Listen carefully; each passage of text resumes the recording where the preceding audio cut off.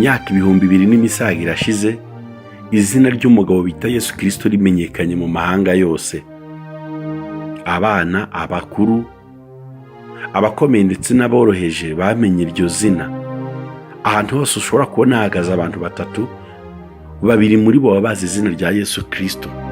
Nubwo bashobora kurimenya by'ikigare ntibamenye ibyaryo, ariko bararizi kuko ryaramamaye cyane.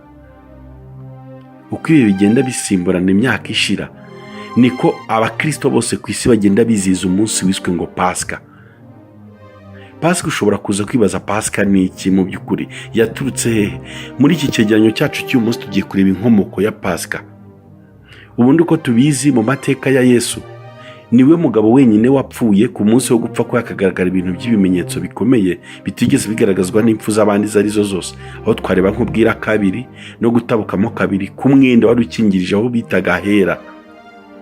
Urupfu rwa Yesu nirwo rupfu rwonyine rwabayeho, isi ikabona amahoro, abantu bakarya, abantu bakabaho mu buzima bunejeje. Ubusanzwe iyo umuntu yapfuye tubifata nk'ibyago byagwiririye isi, ariko gupfa kwa Yesu byatanze ubuzima kuri benshi. Kuva muri iyo myaka itambutse 2000 ndetse no kugeza kuri uyu munsi wa none, benshi bishimira urwo rupfu ku buryo hajyaho n'amatariki yo kugenda tubyibuka, tubyina intsinzi y'uko Yesu yapfuye. Uyu munsi tugiye kurebera hamwe tuvuga ijambo rya Pasika. Pasika ni iki? Pasika cyangwa Passover ni ijambo rivuga kunyuraho, kuko Abayisiraheli bakoreye ku bigaragara bakarindwa marayika murimbuzi wanyuze mu mazu bari barimo mu Misiri ntarimbura imfura zabo kubw'amaraso bari basize ku manirizo z'imiryango y'inzu. Kuri bo Pasika yari ikimenyetso cyo kuva muri Egiputa cyangwa se mu Misiri bakajya i Kanani, nk'uko tubibona mu gitabo cyo Kuva ibice 12, 13 kugera kuri 14. Dore uko yakozwe n'Abisirayeli bitegura kuva mu Misiri. Ndavuga Pasika nitwa Bikemu. Bariye umwana w'intama wa Pasika, bawurisha imboga zisharira n'imitsima idasembuye. Bawuriye vuba vuba bahagaze, bakenyeye, bakwesa inkweto, bafashe inkoni, umuryango wose uri kumwe. Basize amaraso y'umwana w'intama ku nkomanizo no mu ruhamo rw'umuryango.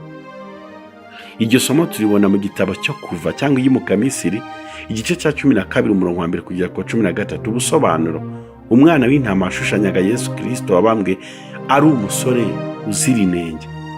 Imboga zisharira zashushanyaga ukubabazwa n'ibyaha. Kuyirya bahagaze bicumbye inkoni bakwesa inkweto byo byashushanyaga kwitegura urugendo bamaramaje. Gusiga amaraso ku nkomanizo no ku ruhomo rw'umuryango bikagiranwa ubushobozi n'uburinzi biterwa no kwizera amaraso ya Yesu Kristo. Umuntu wese wari kumwe n'Abisiraheli akemera ibyabo yari yemerewe iyo Pasika, uhereye ku bana ukageza ku basaza, kuko Yesu yacunguye bose.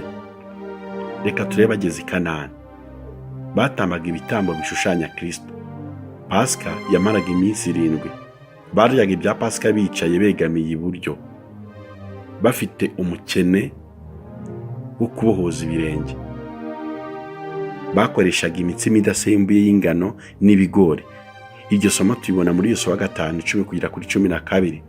Pasika yakorerwaga i Yerusalemu honyine, umuryango wose wayizagamo. Pasika mu isezerano rishya. Pasika yatanzwe na Yesu mu cyumba cyo hejuru. Yesu yogeje ibirenge by'intumwa ze kandi abategeka kujya babyozanya igihe cyose bakoze uwo muhango.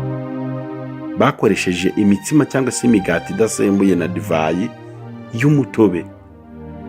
Muri iryo funguro ryera, Yesu yasangiye n'abigishwa be, ntiyirukanye Yuda umugambanyi, oya. Umutsima cyangwa se umugati umwe Yesu yamanyaguye n'igikombe kimwe banywereyeho, byose byashushanyaga umubiri we n'amaraso ye nk'isoko imwe yo gukiza abanyabyaha. Pasika yo mu isezerano rya kera niryo funguro ryera mu isezerano rishya. Ni urwibutso rwo gupfa no kuzuka by'umwami Yesu Kristo.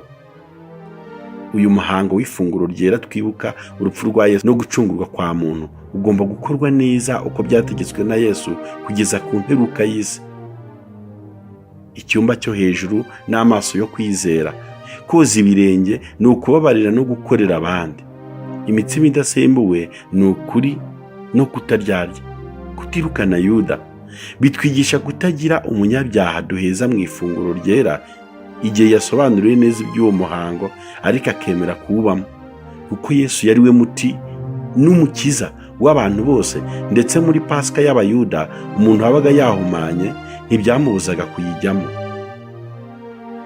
Nk'uko iminsi 7 yari iyo gukora imyiteguro ya Pasika, niko n'umuntu wese asabwa imyiteguro y'umuntu yo kwihana no kwatura ibyaha kugira ngo yezwe n'urwo rwibutso, aho gucirwaho iteka narwo.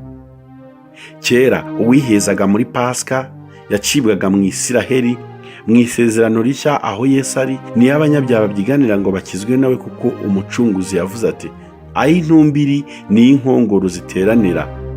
Nk'uko tubibona muri Matayo 24:28, Pasika y'amadini ya Gikristo ni ifunguro ryera. Pasika ikorwa ubu mu madini n'amatorero anyuranye yo ku isi ahenshi isigaranye izina gusa, naho imikorere yayo ni imihimbano ivanzwemo n'imigenzo bitategetswe na Yesu Kristo. Muzabigenzure namwe, Pasika y'ubu ntisa n'iyakorewe mu Egiputa igihe biteguraga kuvayo, ntihuye n'iy'Abisirayeli bakoreraga i Kanani. Ibiramambo nta nubwo ihuje n'iyo Yesu yakoreye abigishwa be, akanayidusigira ngo isimbure izo zombi zayibanjirije. Iyi mihango ya Pasika ngarukamwaka ikorwa hagati y'itariki ya 21 n'iya 18 z'ukwa kane buri mwaka, yashyizweho n'itorero Katolike guhera mu mwaka w'136 mbere ya Yesu Kristo, bikuzwe n'abapapa 4 aribo Papa Telesforo, Papa Pio Iyi mihango ya Pasika ngarukamwaka ikorwa hagati y'itariki ya 23. Iyi mihango ya Pasika ngarukamwaka ikorwa hagati y'itariki 21 z'ukwa gatatu n'iya 18 z'ukwa kane buri mwaka, yashyizweho n'itorero Katolike guhera mu mwaka w'136, bikuzwe n'abapapa 4 aribo Papa Telesforo, Papa Pio I, Papa Aniseti, Papa Vigitori. Uyu mupapa Vigitori niwe wategetse ko abepiskopi bareka guhimbaza Pasika k'Iyahudi, ahubwo ngo bajye bayihimbaza bakurikije imihango y'Ibinyaroma. Byemejwe burundu mu nama y'Inise mu mwaka wa 325. Iyi Pasika igomba kuba mu cyumweru gusa kuwa mbere y'iminsi 7, kandi ikabanzirizwa n'igisibo cy'iminsi 40 ku Bakatolika. Uwo munsi bakawita umunsi mukuru w'izuka rya Yesu Kristo. Ngayo amateka yagiye aranga umunsi wa Pasika n'inkomoko yayo, umunsi uri kwizihizwa n'abatuye isi yose mu gihe nk'iki. Amahoro n'imigisha ibane n'abakunda umwami bose bataryarya. Mugire umunsi mwiza.